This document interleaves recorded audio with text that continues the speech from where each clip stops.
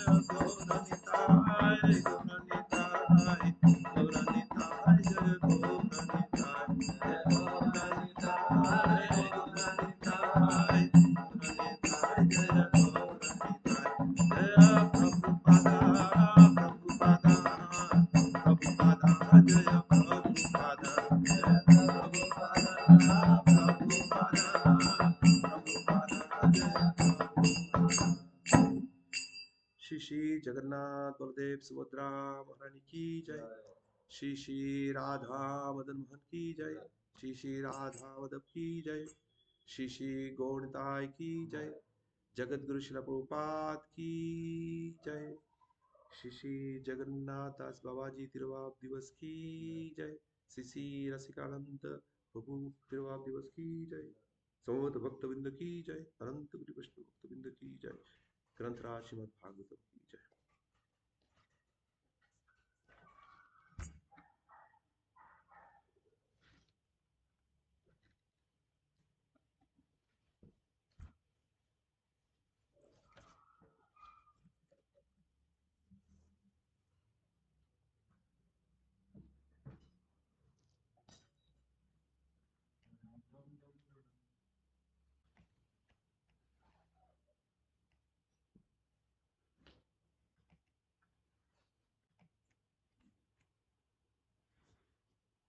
हरे कृष्णा। आज का सुबह का श्रीमद् भागवतम की कक्षा में आप सब लोग का हार्दिक स्वागत है। और आज दो महान वैष्णव की तिरुवाव दिवस है। वो है श्री जगन्नाथ दास बाबा जी महाराज की तिरुवाव दिवस है आज। और रसिकानंद प्रभु जी की भी आज तिरुवाव दिवस है। तो पहले हम श्रीमद् भागवतम की तीसरे स्कंद की तीसरे अध्याय के 8वें श्लोक के बारे में थोड़ा चर्चा करेंगे। और उसके बाद ये दोनों महान दिग्गज डिवोटिस के बारे में थोड़ा चर्चा करेंगे। ओम नमः भगवते वासुदेवाय। ओम नमो भगवते वासुदेवाय। ओम नमः भगवते वासुदेवाय। ओम नमो भगवते वासुदेवाय।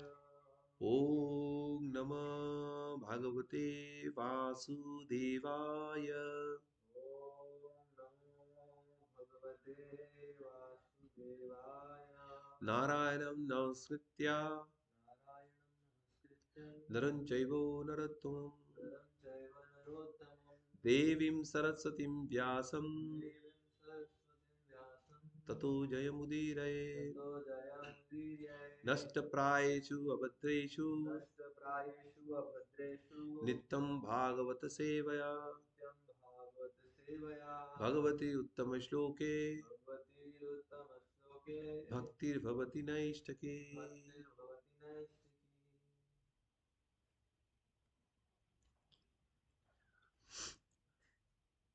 आसम्मुहूर्ता एकस्मिन् आशामुहूर्त एकस्मिन् नानाकरेषु योषिताम् नानागारेषु योषिताम् साविधं जगृहे पाणिन् सविधं जगृहे पाणिन् अनुरूपः समयाय अनुरूपः समायया। आसम्मुहूर्त एकस्मिन् आसामुहूर्त एकस्मिन् नानागारेषु योषितम् नानागारेषु योषिताम् साविध्यं जगृहे पाणिन् सविधं जगृहे पाणिन् अनुरूपः समायया अनुरूपः स्वमायया।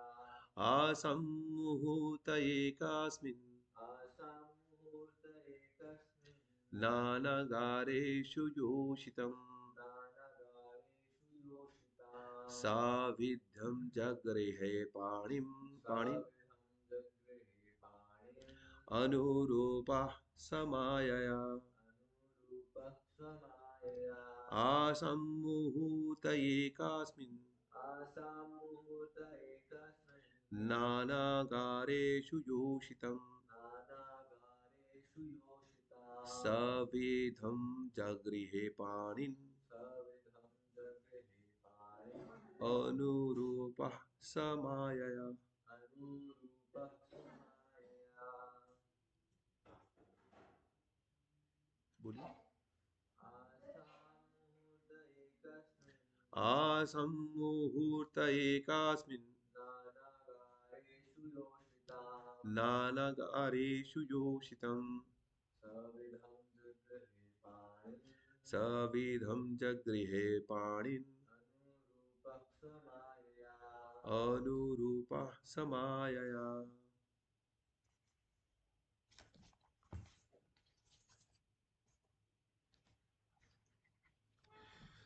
शब्दार्थ शिला प्रभुपाद द्वारा शिला प्रभुपाद की जय। आसम बोलिए। आशा सबों को सबों को मुहूर्त मुहूर्ते एक समय एक एकस्मिन् समय एक एक साथ एक साथ नाना आगारेषु नानागारेषु विभिन्न कमरों में विभिन्न कमरों में योषितम योषिताः स्त्रियों के स्त्रियों के सविध्यम सविधं विधि पूर्वक विधिपूर्वक जगृह जगृहे स्वीकार किया स्वीकार किया पाणिन पाणि हाथों को हाथों को अनुरूप अनुरूपः के अनुरूप के अनुरूप समाया स्वमाया अपनी अंतरंगी शक्ति से। अनुवाद शिला प्रभुपाद द्वारा शिला प्रभुपाद की जय। वे सभी राजकुमारियां अलग अलग भवनों में रखी गई थी और श्री भगवान ने एक साथ प्रत्येक राजकुमारी के लिए उपयुक्त युग्म के रूप में विभिन्न शारीरिक अंश धारण कर लिए। उन्होंने अपनी अंतरंगी शक्ति द्वारा विधिवत उनके साथ पानी ग्रहण कर लिया। तात्पर्य शिला प्रभुपाद द्वारा शिला प्रभुपाद की जय। ब्रह्म संहिता में श्री भगवान का उनके असंख्य स्वांशों के साथ निम्नवत वर्णन हुआ है। अद्वैतम अच्युतम अनादिम अनंत रूपम आद्यम पुराण पुरुषम नवयौवनम च वेदे सुदुर्लभम अदुर्लभम आत्मभक्त गोविंदमादि पुरुषम तमहम भजामि। मैं उन भगवान गोविंद का पूजा करता हूँ जो आदि भगवान है। वे अपनी असंख्य पूर्ण विस्तारों से अभिन्न है। वे अच्युत आदि तथा असीम है एवं उनके सभी स्वरूप सनातन है। यद्यपि वे सबसे प्राचीन पुरुष है किंतु वे सदैव नवीन तथा युवा रहते हैं। श्री भगवान अपनी अंतरंगी शक्ति से अपना विस्तार उनके रूपों में स्वयं प्रकाश में और पुनः प्रभाव तथा वैभव रूप में विस्तार कर सकते हैं। ये सारे रूप एक दूसरे से अभिन्न होते हैं। श्री भगवान ने विभिन्न भवनों में रह रही राजकुमारी के साथ विवाह करने हेतु जिन रूपों में अपना विस्तार किया वे उनमें से हर एक के अनुरूप होने से कुछ कुछ भिन्न थे। वे श्री भगवान की वैभव विलास रूप कहलाते हैं और उनकी अंतरंगी शक्ति योगमाया द्वारा क्रियाशील होते हैं।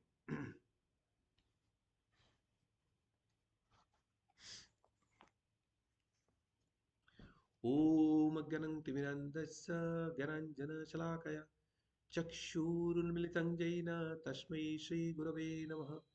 श्रीचैतन्यमनोभीष्टं स्थापितं येन भूतले स्वयं रूपः कदा मह्यं ददाति सोपदान्तिकं। वन्देऽहं श्रीगुरो श्रीयुतपदकमलं श्रीगुरुन् वैष्णवांश्च श्रीरूपं साग्रजातं सहगना रघुनाथन्वितं तं सजीवं साद्वैतं सावधूतं परिजनासहितं कृष्णचैतन्यदेवं श्रीराधाकृष्णपादान् सहगना ललिता श्रीविशाखान्वितंश्च। हे कृष्ण करुणा सिन्धु दीनबन्धु जगत्पते गोपेश गोपिकान्त राधाकान्त नमोऽस्तुते। तप्त कंचन गौरांगी राधे वृंदावनेश्वरी वृषभानुसुते देवी प्रणमामि हरिप्रिये। वञ्चाकल्पतरुभ्यश्च कृपा सिन्धुभ्येव च पतितानं पावनेभ्यो वैष्णवेभ्यो नमो नमः। जय श्री कृष्ण चैतन्य प्रभु नित्यानंद, श्री अद्वैत गदाधर श्रीवासादि गौर भक्त वृंद। हरे कृष्णा कृष्णा कृष्णा कृष्णा हरे हरे, हरे राम हरे राम, राम राम हरे हरे। नमो ओम विष्णुपादाय कृष्णपृष्ठाय भूतले श्रीमते भक्तिवेदांत स्वामी निति नमिने, नमस्ते सारस्वती देवे गौरवाणी प्रचारिणे, निर्विशेष शून्यवादी पाश्चात्य देश तारिणे।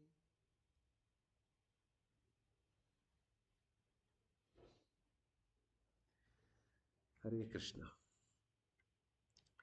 तो श्रीमद् भागवतम की तीसरी कैंटो की तीसरी अध्याय की 8वां श्लोक, इसमें विदुर जी और उद्धव जी के बीच में जो वार्तालाप होता है वही आगे जारी रखते हुए उद्धव जी विदुर जी से अभी वृंदावन के बाहर भगवान की जो पास टाइम है इनके बारे में बता रहे हैं। तो हमने देखा उन्होंने पहले कंस वध के बारे में बताया, उसके बाद अपनी गुरु से शिक्षा, संदीपनि मुनि से शिक्षा प्राप्त करने के बारे में बताया। उसके बाद रुक्मिणी देवी से उनके विवाह के बारे में बताया गया है। उसके बाद नग्नोजति, उनके और एक पत्नी जिनके पानी ग्रहण उन्होंने किया था 7 बुल्स को डिफीट करके, उनको हरा के। और उसके बाद उन्होंने पारिजात वृक्ष जो स्वर्ग से लाए थे, इंद्र ने उसके प्रोटेस्ट किए थे। और उसके बाद नरकासुर का उन्होंने वध किया। और यहाँ पे अभी इस श्लोका में बताया जा रहा है कि जो 16,100 जो अलग अलग राजाओं की कन्याएं थे उनको नरकासुर ने बंदी बना लिया था। उनको भगवान ने उद्धार किया। उसके बाद उनकी पानी ग्रहण किया उन्होंने। तो इसके बारे में इस श्लोका में बताया जा रहा है। तो ये जो पूरी एक एक्सटेसी में उद्धव जी बता रहे तो जरूरी की पूरी अ, अ, क्रम के हिसाब से जो घटना घटे थे इन्हीं क्रम में उन्होंने बताया, ऐसा जरूरी नहीं। क्योंकि जैसे उन्होंने बताया कि पारिजात ट्री के बारे में बताया है, वो घटना बाद में हुआ था। नरकासुर का वध पहले ही कर लिए थे उन्होंने, पर एक्सटेसी में बता रहे। तो ये बहुत ही सुंदर तरीके से बता रहे उद्धव जी, अपनी भाव से बता रहे। तो नरकासुर कौन थे?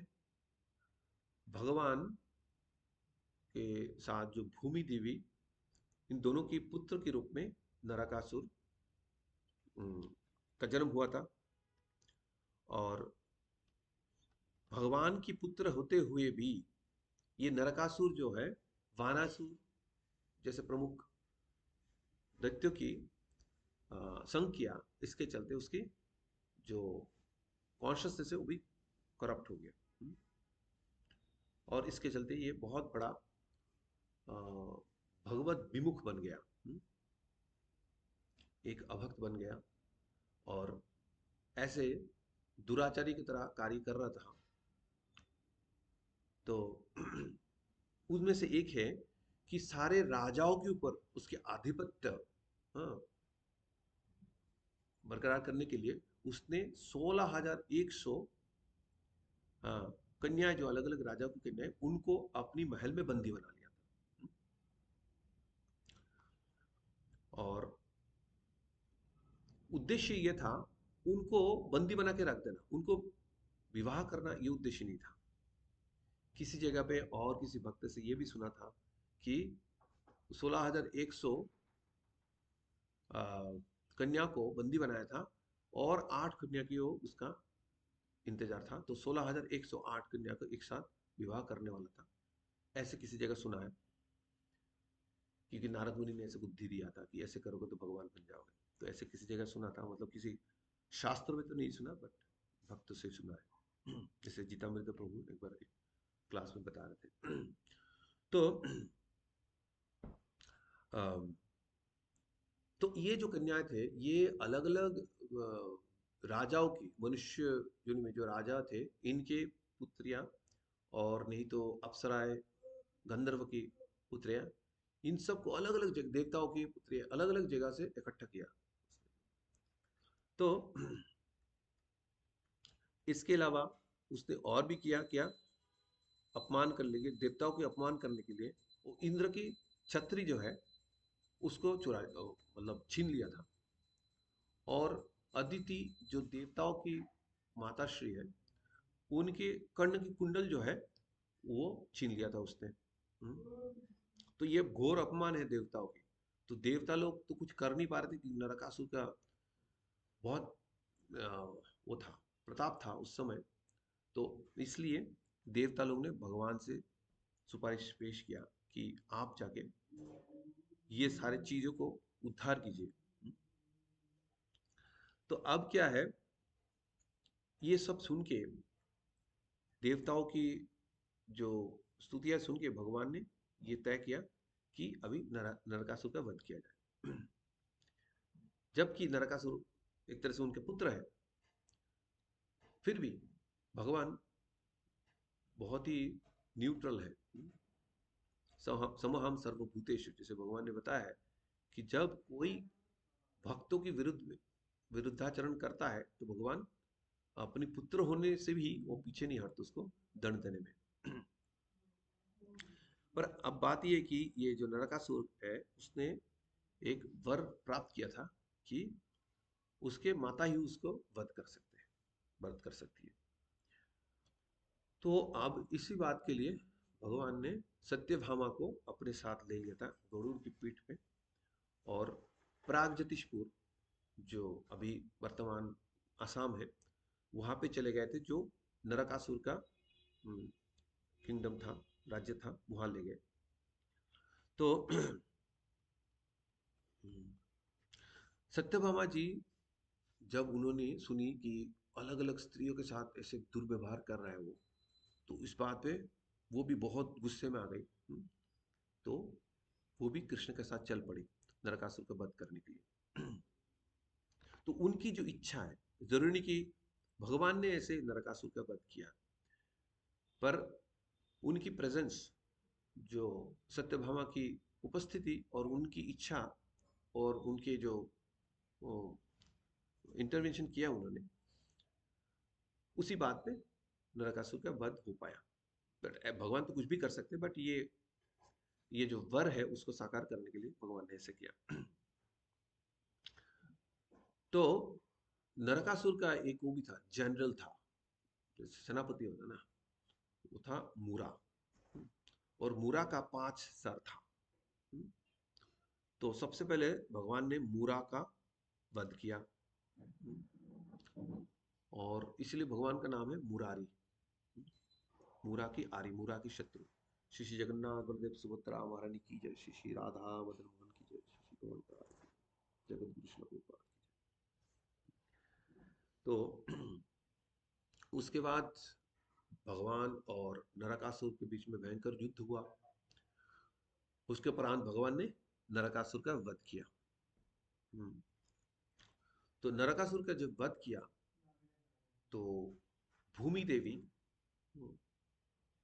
जो नरकासुर के माताश्री, वो आई और उनके पोते को लेके आया, जिसका नाम था भागादत्ता। हम्म, तो नरकासुर का पुत्र उसको लेके आया। तो उन्होंने बहुत स्तुति किया भगवान को प्रसन्न करने के लिए। और ये भी बोला कि ये जो भागादत्ता है, ये नरकासुर का वध के बाद उपरांत वो बहुत ज्यादा कंफ्यूज हो गया और बहुत ज्यादा भयभीत हो गया। तो इसलिए आपके चरण में उसको लाया हूं मैं, ताकि वो आपके पास अपने आप को समर्पण करे। तो भगवान ने उसको अभय प्रदान किया। हम्म, और सारे भय से उसको मुक्त किया। तो उसके बाद भगवान नरकासुर के प्रसाद में प्रवेश किया। तो नरकासुर के प्रसाद में तो 16,100 राजकन्याएं बंदी थी अलग अलग कमरों में। भगवान जाके उनसे मिले। तो जब ये सारे कन्याओं ने भगवान को देखा, तो भगवान की सुंदरता देखिए, वो बहुत ही मोहित हो गई सारे कन्याएं। एंड भगवान की कॉजलेस मर्सी के लिए उन्होंने प्रेयर किया। तो अपने ही मन में उन्होंने मन ही मन में भगवान को अपनी स्वामी के रूप में उन्होंने स्वीकार कर लिया, पति के रूप में स्वीकार कर लिया। तो सबने प्रे किया, भगवान आप मेरे पति बन जाओ। सबने वही प्रे किया 16,100 कन्याओं ने। तो उनके सीरियस सिंसियर प्रेयर देख के, उनके अनएलोड डिवोशन, ये सब देख के भगवान ने उनको अपनी पत्नी के रूप में स्वीकार करने के लिए मंजूरी दे दी। तो अब बात यह है कि जो ये 16,100 कन्याएं थे, इनको नरकासुर ने अलग अलग राजाओं से छीन लिया था, और आप उनके पास कोई गति नहीं थी। उस समय द्वापर युग में ऐसा रीत था, उसके पहले तो था ही, कि किसी कन्या को अगर इस प्रकार छीन के लाया जाता उनके पिता के घर से, तो उनकी विवाह कराना बहुत मुश्किल होता था, क्योंकि उनके नाम पे बदनामी होती थी। क्योंकि उनके पिता के घर से सीधा पति के घर पे उनका जाना चाहिए, बीच में और कुछ नहीं। या तो जो हम्म, जिसमें होता है ना, जैसे रुक्मिणी को भगवान ने विवाह किया था, एक बार हाथ पकड़े बस, यही वो रुक्मिणी के पति बन गए। ऐसे तो, और नहीं तो जैसे सोशल मैरिज होता है वैसे, या स्वयंवर, जैसा भी हो, पर एक बार जिसके साथ विवाह तय होता है उसी के साथ होना चाहिए, बीच में और कोई उनको छुएगा भी नहीं। और किसी ने छू लिया तो उनकी विवाह नहीं होती थी। जिन्होंने पहली बार छुआ उन्हीं के साथ होता था। तो जैसे अंबा, अंबिका, अंबालिका, इन तीनों को अ, भीष्म पितामह ने लाए थे विचित्र विधि से विवाह कराने के लिए। तो अंबा उनमें से, वो पहले से ही जयद्रथ, राइट, जयद्रथ से वो था। और Jayadratha, if I am not wrong, right, पहले से उनके संबंध था, पहले से जयद्रथ या और किसी से, शल्य। शल्य से, राइट, आई एम रॉन्ग, शल्य से उनका पहले संबंध था। तो अब उन्होंने भीष्म पितामह को बोला कि मुझे वापस जाना है शल्य से विवाह करने के लिए। शल्य ने मना कर दिया कि बीच में भीष्म पितामह ने अपने आप उठा लिया है, तो ना इधर की ना उधर की। तो इसी बात पे कहानी आगे बढ़ गई, जो आगे आगे चल के शिखंडी बनी। तो इस प्रकार रूल था, जब किसी ने उनको छू लिया तो उनका विवाह नहीं हो सकता। कलयुग में तो कुछ और ही स्टोरी है, उसका क्या कहना। तो उसके बाद भगवान ने वहां पे बहुत ज्यादा धन, जो नरकासुर ने इकट्ठा किया था, वो धन, बहुत सारे धन वहां से वो द्वारका वापस ले गए। 50 हस्ती को ले गए जिनके चार चार दांत थे, तो उनको ले गए। तो उसके उपरांत भगवान ने किया कि ये सारे जो कन्याएं थे, उनको उनको स्नान कराने का बंदोबस्त कराया, और उसके बाद उनको नए कपड़ों से अलंकार से सुसज्जित करके उनको द्वारका के लिए भेज दिया। और वो स्वयं सत्यभामा के साथ स्वर्गलोक चले गए, क्योंकि ये जो अदिति के कुंडल थी और इंद्र के छत्र, ये सब वापस करना था। तो भगवान वहां गए, और जब इंद्र को सारे वापस किया, तो देवता लोग बहुत प्रसन्न हुए, इंद्र भी बहुत प्रसन्न हुए।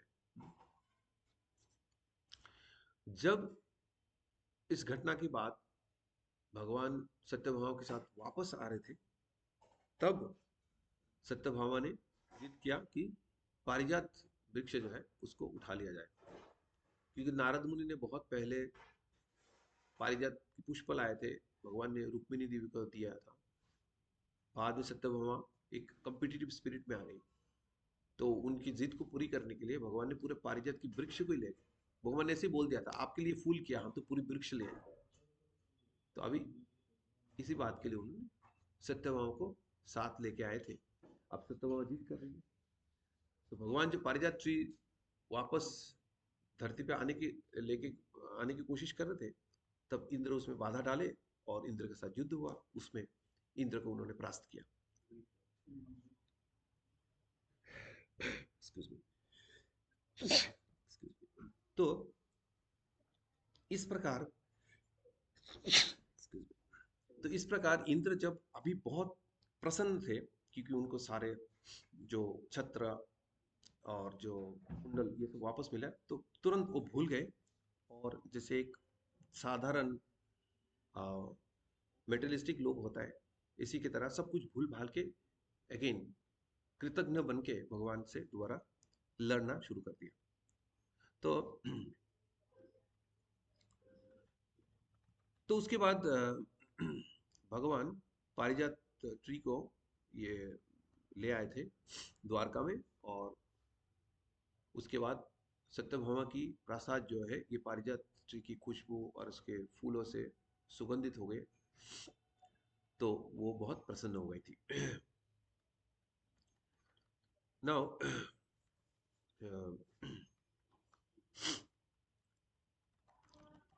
तो ये सारे कन्याओं को जब उन्होंने द्वारका में भेज दिया था, तो उसके बाद उन्होंने अपने आप को एक्सपैंड किया। तो ये सारे कन्या तो उनकी स्वभाव, उनके रूप, उनके जो हाइट ऑब्वियसली अलग अलग थे। तो भगवान ने अपने आप को विस्तार किया। तो विस्तार किया, लगभग वो एक जैसे थे, पर सब अलग अलग कन्या के जैसे अलग अलग हाइट थे। तो कृष्णा, दोनों भाई कृष्णा और बलराम, दोनों ही ये सब मामले में बहुत पर्टिकुलर है। हम्म। हमने रेवती देवी की समय देखा, बलराम जी ने अपनी हल से उनको उनका हाइट एडजस्ट कर दिया। ठीक है ना। तो उसी तरह से अब कृष्णा ने खुद को ही एडजस्ट कर दिया। हाँ, खुद के अलग अलग हाइट बना के सबके लिए। रेवती जी थी। हाँ, रेवती जी तो है ना, उनका जब पति की आवश्यकता थी, तो उनके पिता ने उनको लेके ब्रह्मलोक में चले गए, और सत्ययुग के थे। रेवती राजा रहे। और उनकी हाइट बहुत ज्यादा थी। तो जब वो बलराम जी के पास आए और बलराम जी राजी हुए, पर देखा सब कुछ तो ठीक है, पर कन्या की हाइट बहुत ज्यादा है, तो उन्होंने अपने हल निकाल के उसको अपने हिसाब से हाइट एडजस्ट कर दिया। ठीक है। तो उसी तरह से भगवान ने भी अलग अलग कन्या के हिसाब से अपनी हाइट और जो उनकी स्वभाव की सबसे सब अपने आप को एडजस्ट कर लिया, परफेक्टली मैच करा दिया। तो ये उनका वैभव, जो उनका जब उनके प्रकाश रूप होता है, जो अपने आप को एक्सपैंड करते हैं और एक जैसे दिखते हैं, प्रकाश होता है उनका एक्सपांशन। और जब वो विलास या वही विलास वैभव ऐसे होता है जब वो अपने आप को एक्सपांड करते हैं, बट उसमें थोड़ा थोड़ा अंतर रहता है, उसमें थोड़ा थोड़ा डिफरेंसेस रहता है। तो ऐसे ही उनका विलास वैभव होता है। तो इस प्रकार उन्होंने अपने आप को एक्सपांड किया। और उन्होंने अब क्या है, एक विवाह में अगर वो अपने आप को एक्सपांड करके वो चाहते हैं, और उनके साथ जो बारात वाले सब होते हैं, सब एक ही पार्टी में चले जाते हैं, तो बाकी विवाह में क्या होगा? बाकी विवाह में तो बाराती ही नहीं होंगे। तो कभी ऐसा नहीं होता, हमने वो देखा था, श्रुतिदेव, बहुलाश्रम श्रुतिदेव, उनसे जब भगवान मिलने गए थे, तो उन्होंने उनके साथ जितना ऋषियां थे, सबको उन्होंने एक्सपांड कर दिया था। तो पूरी जो फुल जो उनके साथ सब लोग थे, अंतराज थे, उनको लेके बहुलाश्रम श्रुतदेव दोनों के पास एक साथ गए। तो उनके लिए कोई मुश्किल काम नहीं है एक्सपांड करना। तो उसी तरह से एक्सपांड करके जो जितने भी महल थे, सब में देवकी थी, सब में वसुदेव थे, और सब बाकी रोहिणी देवी जो भी, सब उनमें विद्यमान थे सब। और हर जगह पूरी भव्य रूप से हर जगह पे उनका विवाह हुआ। तो ये भगवान की महिमा है। हम देखते हैं कि जीव अपनी योग के बल पे अपने आप को एक्सपैंड कर सकता है। हम्म, पर उसका एक सीमा होता है।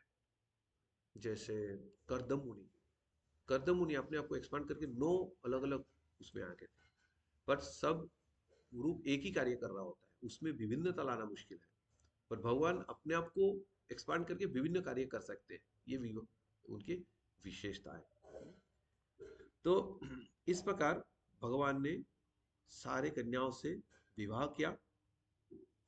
उनकी 8 पटरानियां पहले से थी, और ये 16,100, तो अभी कुल मिला के 16,108 पटरानियां सब अलग अलग महलों में रहती थी। और सबको यही लगता था कि भगवान सिर्फ मेरे साथ ही है और किसी के साथ नहीं है। तो तो ये जो सारे रानियां थे, वो गॉडेस ऑफ फॉर्चून, लक्ष्मी देवी की एक्सपांशन थी सारे। अल्टीमेटली सब राधा रानी से ही आए हैं। तो अम,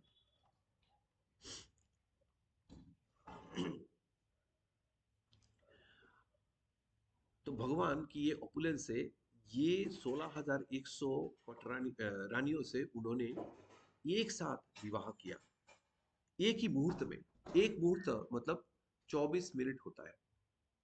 हाँ, 24 मिनट, 48 मिनट, 48 मिनट होता है ना एक मुहूर्त। ब्रह्म मुहूर्त हम 96 मिनट ऐसे कहते हैं, दो जो है। तो 48 मिनट, इसी के अंदर उन्होंने विवाह किया सारे कन्याओं से एक साथ।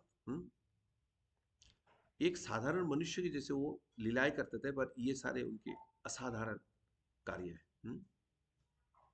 इसलिए भगवान को समझना बहुत मुश्किल है। भगवान को समझना कि हम तो क्या, नारद मुनि के लिए भी बहुत मुश्किल है। क्योंकि नारद मुनि एक बार गए थे द्वारका में भगवान से मिलने के लिए। वो अलग अलग प्रसादों में गए, हर जगह जाके देखे भगवान उनसे मिल रहे, जैसे अभी पहली बार मिल रहे वैसे ही मिल रहे। ये नहीं बोल रहे कि पहले मिले थे ऐसे ऐसे। और हर जगह भगवान अलग अलग कार्य कर रहे हैं, अलग अलग परिस्थिति में, जैसे दिन का भी अलग अलग समय ऐसे प्रतीत हो रहा था वहां पे। तो ये सब देख के नारद मुनि जो देवर्षि है वो भी चौंक गए थे। तो भगवान ने बाद में बोला, उनको शांत किया कि आप विचलित मत हो, ये मेरा लीला है ऐसे। तो ब्रह्मा जी भी विमोहित हो जाते, नारद मुनि विमोहित हो जाते, तो साधारण जीव का क्या होता है ना। तो ये उनकी पत्नियां इतनी फॉर्चुनेट थी भगवान के साथ, उनकी उठना बैठना, उनको अलग अलग तरीके से वो सेवा करती थी। भगवान की सेवा उनके लिए बहुत सारे, हर एक महल में बहुत सारे उनके दासियां थी उनकी सेवा करने के लिए। पर ये रानियां जो है अपनी हाथों से उनकी सेवा करना चाहती थी, तो दासियों, दासी के होते हुए भी वो अपनी हाथों से सारे सेवाएं करती थी। हम्म, तो उनके सारे छोटे से लेके बड़े से बड़े सेवा, उनके हंसना, उनसे बातें करना, जोक्स शेयर करना, उनको एम्ब्रेस करना, उनके लिए पान बना के लाना, उनको भोजन कराना, पैर दबाना, हवा करना पंखों से, उनको सुलाना, उनके बेड की तैयारी करना। तो उनकी असंख्य सेवा थे सुबह से लेकर शाम तक। तो सारे रानियां, ऐसा नहीं कि मुझे ये सेवा करने से इनफ है क्योंकि दूसरी रानियां तो दूसरी सेवा कर ही रही है, ऐसा नहीं। सारे रानियां अपनी सेवा खुद करती थी। और भगवान हर जगह एक्सपांडेड है, तो हर एक को पूरी तरह से सेवा करने का मौका मिला था। तो ये कितनी फॉर्चुनेट थी, भगवान को इतनी करीब से इतनी सेवा कर पा रहे थे। तो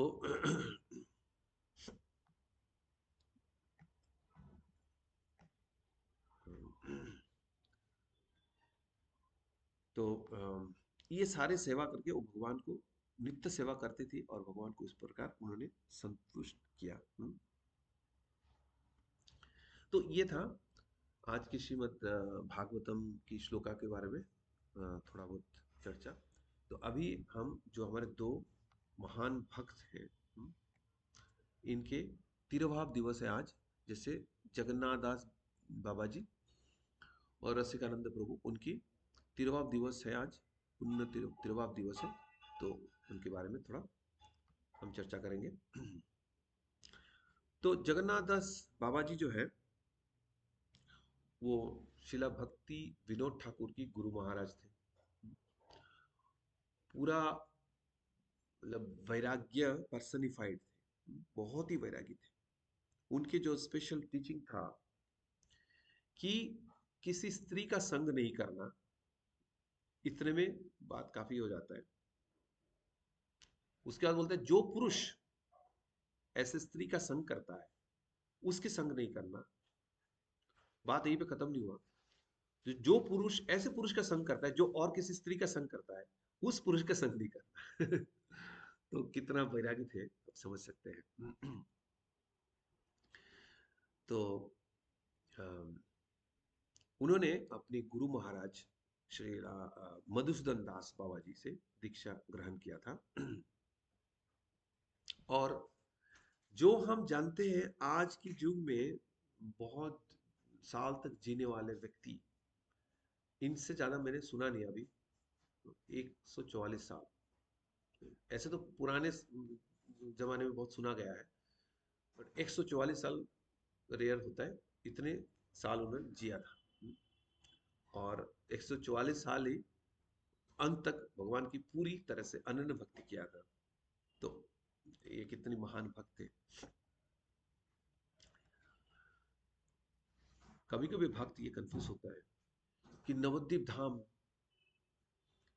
चैतन्य महाप्रभु के धाम है और वृंदावन धाम है, कहाँ रहे कहाँ। तो इन्होंने कितना अच्छी सोल्यूशन निकाला, 6 महीने इधर 6 महीने इधर, कितना बढ़िया सोल्यूशन निकाला। यही करते थे वो। और जब वो नवद्वीप धाम जाते थे तो श्रीला भक्ति विनोद ठाकुर को उनका एसोसिएशन मिलता था। तो उस समय जो पूरी वृंदावन में, नवद्वीप में और पुरुषोत्तम क्षेत्र में, तीनों जगह मिला के सबसे रसिक और उच्च कोटि के भक्त यही थे, श्रीला जगन्नाथ दास बाबा जी। तो इसलिए श्रीला भक्ति विनोद ठाकुर उनसे श्रवण करते थे, उनके एसोसिएशन लेते थे। तो उन्होंने उनको सार्वभौम टाइटल दिया था, बेस्ट ऑफ द वैष्णवस। तो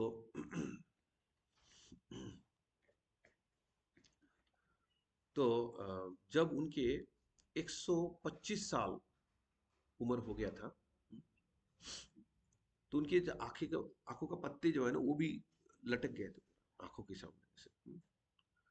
तो उनके दो साइड में उनके दो शिष्य खड़े होके वो आईलिड्स को उठाना पड़ता था, ऐसे सिचुएशन हुआ था उनका।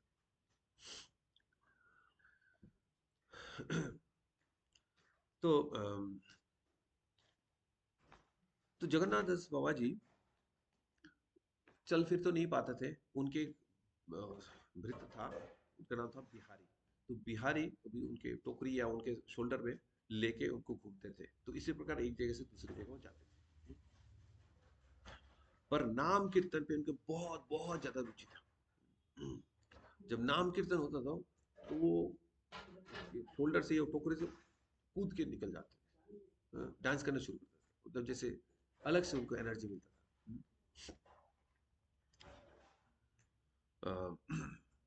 तो चाहे वो जपा करे, जैसे उपांशु जपा है, एकदम धीरे से किया जाता है, पर वो जपा हो या कीर्तन हो बहुत जोर जोर से करता है। भजन कीर्तन करते हैं, निताई की नाम एनी चीरे, वो कीर्तन करते थे, भजन गाते थे। और अपनी डीटी को वो रोज 1108 दंडवत करते थे। उनकी पिक्चर में देखा उनके शरीर मतलब कितनी वृद्धावस्था प्राप्त किए थे, पर फिर भी 1108 दंडवत प्रणाम करते थे। तो दंडवत का कितनी महत्व है हम लोग शायद समझ नहीं पाते, तो ये आचार्य हमारे सिक्स गोस्वामी, इनसे भी हमें पता लगता है कि दंडवत का कितनी महत्व है। और संख्यावत हम जैसे नाम कीर्तन करते हैं, संख्यावत या दंडवत भी करते थे। तो तो उसके बाद वो चतुर्मास भी बहुत स्ट्रिक्टली फॉलो करते थे, बहुत स्ट्रिक्टली फॉलो करते थे। तो एक बार उन्होंने वृंदावन में ये जो झाड़ू देने वाला है उससे जाके एक बार रोटी मांग लिया था। तो बाकी लोग बहुत दुखी हो गए कि ये तो एक शूद्र है, आप इतनी उच्च कोटि के भक्त हो, ये शूद्र है, इतना पवित्र भी नहीं है, उससे जाके आप रोटी मांग रहे हो। तो आपका ये कार्य देख के ना सब लोग निंदा कर रहे हैं, सब लोग आपके अगेंस्ट में बोल रहे हैं, आपने ऐसे क्यों किया, ये इतनी पुराने इतना ट्रेडिशन है, आप उसका वायलेट कर रहे हो आप। तो सब लोग इसकी निंदा कर रहे हैं। तो बाबा जी महाराज कहते हैं, आप लोग सब ज्ञानी व्यक्ति हो, आप लोग को पता नहीं वृंदावन के धूल का महत्व। ये तो पूरा धूल लेके सब कुछ डील कर रहा है, झाड़ू मार रहा है, तो धूल ही इसका बिजनेस है ना। तो ये वृंदावन के झाड़ू देने वाला जो होता है, ये झाड़ू को सेवा कर रहा है, ये धूली को सेवा कर रहा है, वो सांस ले रहा है, उस धूल को सांस ले रहा है, कितना पवित्र है, उस धूली में वो लोटपट खा रहा है, तो इतना पवित्र है, नहा रहा है उसमें। तो इससे और कोई योग्य व्यक्ति हो सकता है, आप बताओ, जिनसे हम रोटी पा सकते हैं।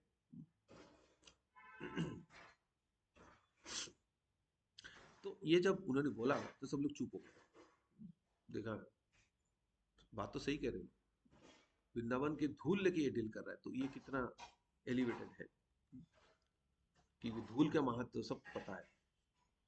इस प्रकार वो जब नवद्वीप में रहते थे, तब उनके जो थाली जिसमें वो प्रसाद ग्रहण करते थे, उसमें एक कुत्ता पपिया के ना उसी में खाता था। तो ये देख के उनके जो शिष्य बिहारी मित्र, उसको बहुत गुस्सा आया, तो उसको भगा दिया। तो उस बात पे वो दुखी हो गए, बोलते आपको पता है धाम का ये वो है, रेसिडेंस है, इसका महत्व आपको क्या पता है? जब तक उसको बुला के नहीं लाओगे वापस, और जब तक ये मेरे प्लेट में दोबारा नहीं खाएगा, तब तक मैं भोजन प्रसाद ग्रहण नहीं करूंगा। तो इसी बात के लिए वापस लाना पड़ा। तो उतना वो, मतलब धामवासी को उतना महत्व देते थे। तो ये भक्ति विनोद ठाकुर उनको एक बार रिक्वेस्ट किए थे कि आप चैतन्य महाप्रभु की बर्थ प्लेस जो है उसको एक बार डिटेक्ट कीजिए, आप यहाँ पे आइए नवद्वीप धाम में आके आप बताइए। तो जब उनको बिहारी ले आया, तो जैसे ही वो चैतन्य महाप्रभु की बर्थ प्लेस में आए, वो वहां पे कूद पड़े, उनके शोल्डर से कूद पड़े और डांस करने लगे, कीर्तन करने लगे। तो इस प्रकार योगपीठ जो है वो, आ, भक्ति विनोद ठाकुर तब समझ पाए यही परफेक्ट प्लेस है कि इतने बड़े एक एलिवेटेड डिवोटीज को सर्टिफाई कर रहे हैं।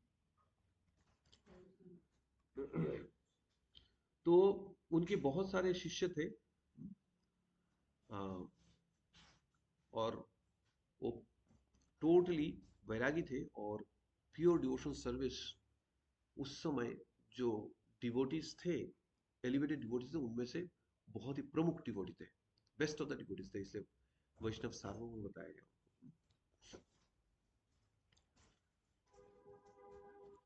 इसके बाद नेक्स्ट जो आज हम श्री भक्त के बारे में हम्म, चर्चा करेंगे, वो है रसिकानंद प्रभु।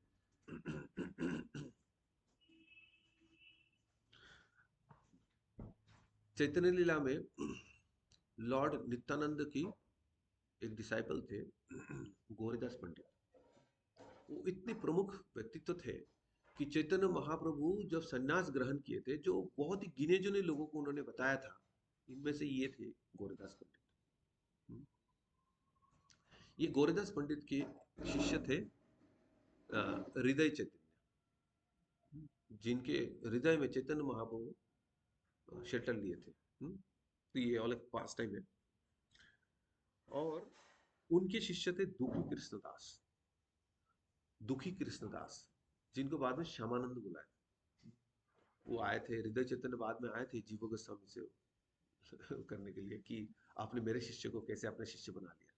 तो बाद में ये बहुत बड़ी पास टाइम कि वो अ, राधा रानी के पास गए थे, तो वहां उन्होंने उनको उनका तिलक लगाया, सर, लंबी पास टाइम है। तो उनके नाम हो गया श्यामानंद। और श्यामानंद की जो डिसाइपल्स लोग थे उनको श्यामानंदी कहा जाता है। और ये अलग अपनी तिलक उलक सब उनके थोड़ा अलग एडजस्टमेंट कर लिया था सब कुछ, श्यामानंदी। तो ये श्यामानंदी में से प्रमुख थे रसिकानंद, उनके सबसे प्रमुख डिसाइपल रसिकानंद। तो 1590 में वो अपेयर हुए थे, वो दिवाली के समय पे।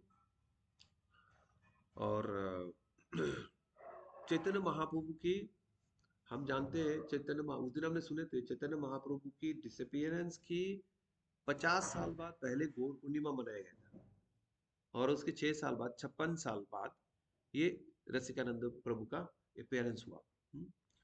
तो उनके पिताश्री का नाम था श्री अच्युता ठाकुर और माताश्री का नाम था रोहिणी।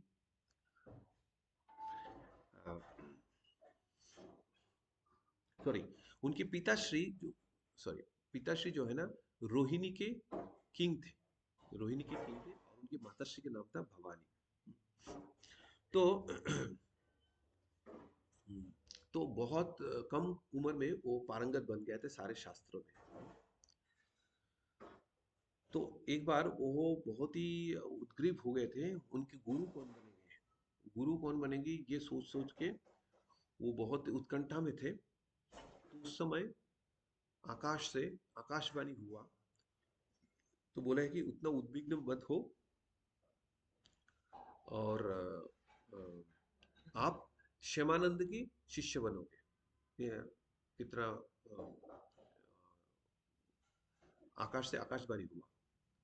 तो ये सुन के ये बहुत आनंदित हुए, और इंतजार करने लगे कि कब श्यामानंद प्रभु उधर आएंगे। तो वो बैठे हुए थे, और दूर से दिखे, उधर उनके शरीर से तेज निकल रहे थे। श्यामानंद प्रभु उनके शिष्यों के साथ उनके आवास की तरफ आ रहे थे।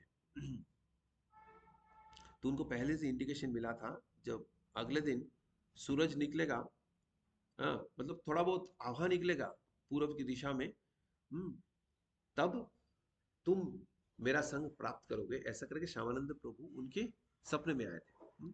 तो उसी के लिए वो इंतजार कर रहे थे। जैसे उन्होंने एक दूसरे को देखा, तो उन्होंने ये कनेक्शन को रिकॉग्नाइज किया, गुरु शिष्य अपने आप को तुरंत समझ गए।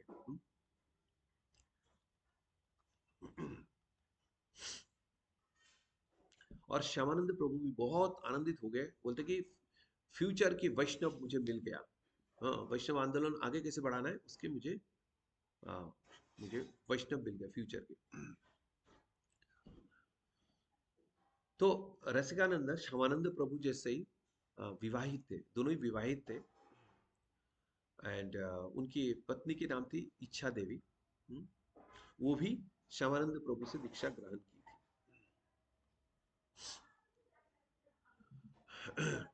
तो श्यामानंद ने अब दो डिसाइपल को काशीपुर में मिले थे, और उन्होंने बहुत सुंदर डीटी लाए उनके लिए। गोपी वल्लभ, गोपी वल्लभ डीटी उनके लिए लाए थे, उनकी पूजा के लिए।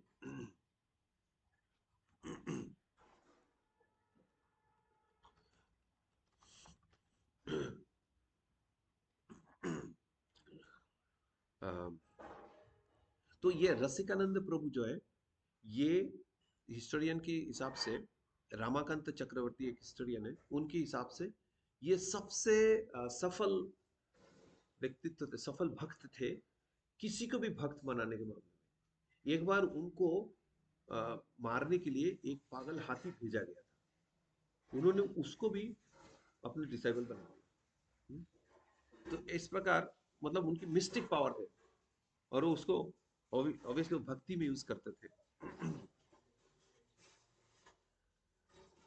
तो इस प्रकार उनके नाम दूर दूर तक फैल गए, और उनके बहुत सारे भक्त बने।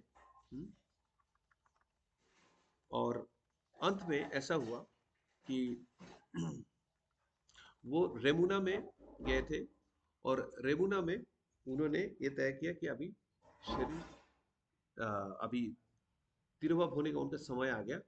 तो उन्होंने क्षीरचोरा गोपीनाथ जो डीटी है, उन्हीं के अंदर वो अंतर्धान हो गया। उनके शिष्य लोग उनसे ऐसे जबरदस्त तरीके से कनेक्टेड थे कि उनके विरह सहन नहीं कर पाए, तो वो भी वहीं पे शरीर छोड़ दिया। और उसी प्रकार गुरु की शरण प्राप्त किया। तो ऐसे रसिकानंद इतने उच्च कोटि के भक्त थे जिनकी कृपा की हम याचना करते हैं। और जगन्नाथ दास जी बाबा जी, उनकी कृपा की याचना करते हैं इनकी तिरुभाव दिवस में, हमें उनकी कृपा प्राप्त हो ताकि भक्ति में हम सही से आगे बढ़ पाए। इसी के साथ आज की कथा को यहीं पे विराम देते। श्री श्री जगन्नाथ दास बाबा जी महाराज की जय, रसिकानंद प्रभु की जय, जगत गुरु श्रील प्रभुपाद की जय, ग्रंथराज श्रीमद् भागवतम की जय, समस्त भक्तवृंद की जय।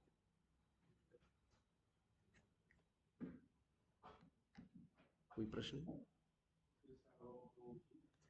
जगत गुरु श्रील प्रभुपाद की जय।